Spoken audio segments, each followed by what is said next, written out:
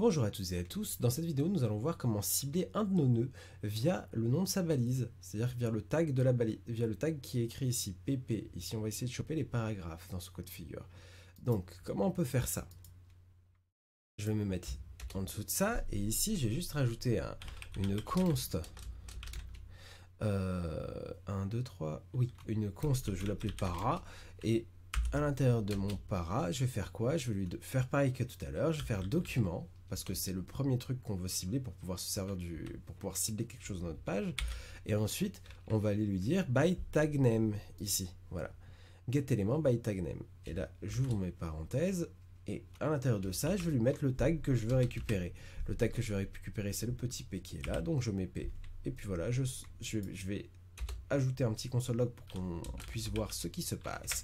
Donc console.log, j'ouvre mes parenthèses. Ici, je vais écrire simplement para pour bien nommer son virgule. Et ici, je vais mettre para. Et hop, je récupère la valeur qui est là. On va voir ce qui s'affiche dans notre console. À partir de là, je rafraîchis ma page et là on peut voir que para me renvoie une HTML collection 2. Donc il m'envoie un tableau avec deux éléments. Pour quelle raison? Parce que j'ai bien un premier paragraphe et un second paragraphe. Donc il m'envoie un tableau des éléments qu'il a pu trouver qui correspondaient à paragraphe, OP. Si j'ouvre ça, il y a un truc intéressant qu'on peut voir, c'est que ici, vous voyez, une flopée d'informations. Celle qu'on a utilisée tout à l'heure, c'était inner.html, le DOM, ahref avec le lien. Et vous pouvez voir qu'il y a inner text qui existe où on n'a pas la balise, on a juste le texte. Ou sinon, vous pouvez aussi voir le text content qui est là tout en bas où vous avez juste le DOM et le lien.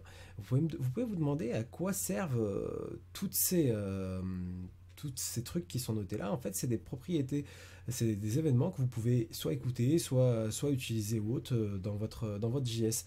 Et on va avoir le on-click ou le on-close, le on-copy. Il y a plein, on-blur quand vous passez votre souris. Il y a plein de trucs qui existent.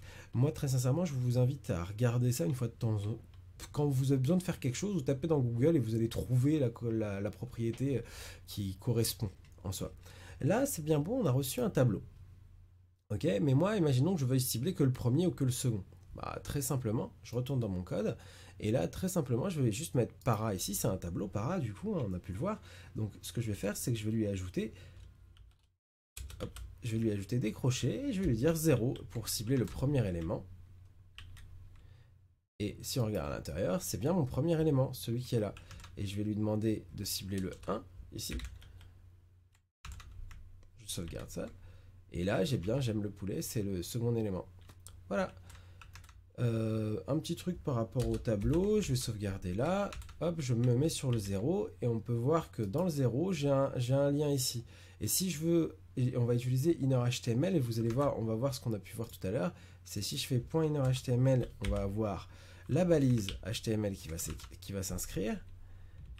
Donc j'ai le DOM ahref avec mon lien et tout ce qui va avec. Et si je veux cibler juste le texte, donc le DOM et lien, là je mets text content.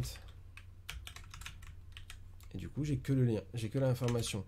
Ou ça marche aussi avec inner text. Et du coup, on récupère que le texte. Et sinon, on peut mettre un petit inner HTML des familles et ça mange pas de pain.